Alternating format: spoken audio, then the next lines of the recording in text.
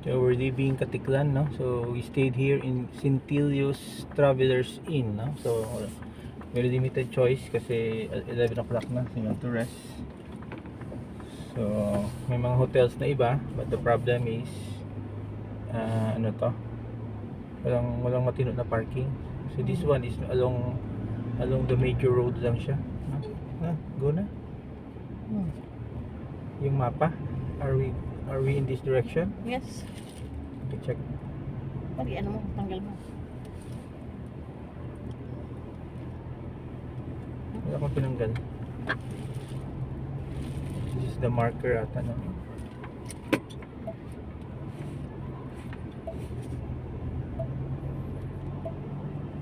Ito na yung marker going out of Katiklan. So it will take us mga 4 to 5 hours na biyahe. Are we in the right direction? Yep.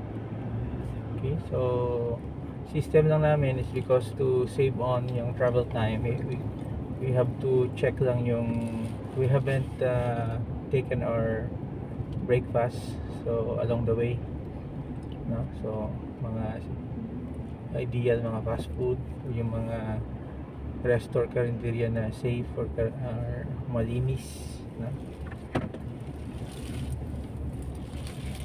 So officially nakalagay dito 4 hours and 42 minutes, no? Time check is ano oras na ba sa'yo? Time check natin 9 ha? 9 o'clock. 9 o'clock, no? So dating kayo mga alas 2, no, more or less. So tama-tama, no? So you'll be having a stopover sa Macau. Chill lang kami dito. Uy, dito pa lang airport. Dala pa lang yung airport, oh. You see the Cebu Pacific na plane, no? So we're ano to? We're passing the Katiklan Airport. Oh, kung makikita mo yan on the right side, no? On the right side. Okay.